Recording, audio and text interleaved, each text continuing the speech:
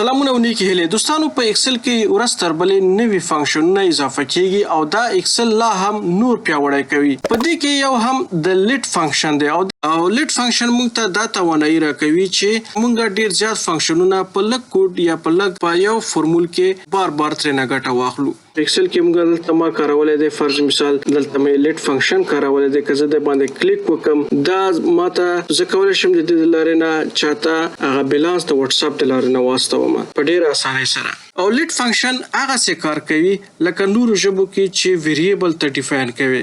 اوس په تاسو ته ویریبل نه وي معلوم خو تاسو فکر وکړئ چې دلته یو ژبه ده د پایتون په نامه باندې. پایتون دلته ورئ طلب معرفي کړی دی او دغه ویلیو یې ورکړی ده ګرفت ورکړی او دلته بیا بیلانس راایستلی دی او دلته بیا پرنټ بیلانس دی. اوس که تاسو لیټ فنکشن ته راشئ په لیټ فنکشن کې هم لکه تاسو چې دغه ژبه کاروي لکه کوډینګ چې کوي هغه څه دی. یعنی زما دلته مطلب دا دی که چیرته تاسو ایکسل ولولئ تاسو به مختلف فنکشنونه ولولئ او آهسته آهسته به تاسو سره د دې علاقه په خپله پیدا شي چې تاسو د ایکسل نه علاوه نور کوم اپلیکیشنونه چې جوړوي او کوم برنامج چې دی هغه هم ورسره ولولئ او ان شاء الله دا زما راتلونکو درسونو کې د دې ځای شته. نو لیټ فنکشن هم موږ ته کولی شي چې کارونه راته ډېر اسانه کړي. موږ دلته یو ویریبل ورته معرفي کوو هغې ویلیو ورکوو او بیا د هغه په کالکولیشن کې استفاده کوو لکه عیناً چې موږ یو بله ژبه کې کوډینګ کې ویریبل ډیفاین کوو.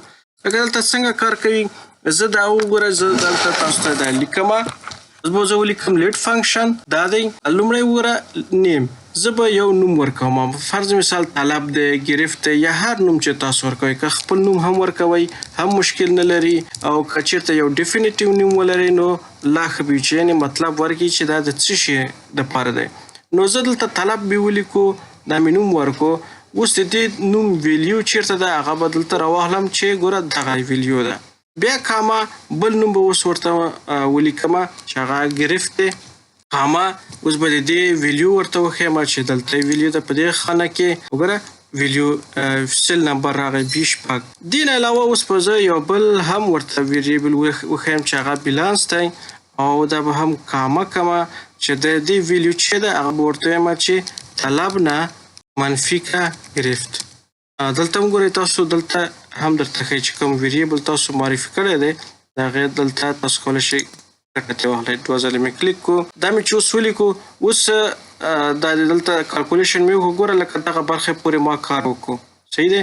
اوس په آخر کې به فاینل ایکسپریشن زه ورته لیکم چې پرنټ یعنی دا څنګه که موږ ته پرنټ کړي یا موږ ته وښیه نو دلته به زه ورته ولیکم چې بیلانس موږ ته راوښیه دا دی او پرنتیز بسته که انټر یې که دا دی دا طلب دی او دا ګرفت دی دا هم بیلانس دی. یعنې په ایکسل کې داسې نور ډېر زیات فنکشنونه چې هغه تاسو سره د کوډینګ علاقه در پیدا کوي. د دې اوس په ایکسل کې کارامات څه دی. په ایکسل کې موږ څنګه کارولی شو. په ایکسل کې موږ دلته ما کارولی دی فرض مثال دلته مې لیټ فنکشن کارولی دی که زه د باندې کلیک وکم دا ماته زه کولی شم د دې لارې نه چاته هغه بیلانس د واتس اپ د لارې نه واستوم په ډېره اسانۍ سره. او که چیرته تاسو هم غواړئ چې ایکسل زده کړئ چې پرمختګ وکړئ زما مکمل کورس دی. په هغې کورس کې تاسو کولی شئ چې هرې برخې نه وغواړئ که د ابتدایي برخې نه وغواړئ که متوسطه او که پرمختللې نه.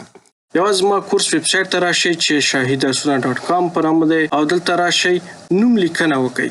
نوم لیکنه باندې کلیک وکړئ فورمات ته خلاصیږي او په هغې کې په اسانۍ سره نوم لیکنه وکړئ ساین اپ او که چیرته ستونزې سره مخ شوئ په دغه لینک باندې کلیک وکړئ نو بیا به زه تاسو سره پوښتنې ته به ځواب ووایم. نو دا د لیټ کارامت دی. په ایکسل کې بیا دا موږ کارولی شو چې لوی لوی فنکشنونه هغې ته یو نوم ورکو او بیا بار بار هغه تکرارېدو نه موږ لیټ فنکشن وکاروو. ښه په راتلونکي درسونو کې به موږ د لیټ فنکشن نور هم زده کړو. تر هغې پورې ښې چارې لایک او شیر مو هیر نه شي. مننه.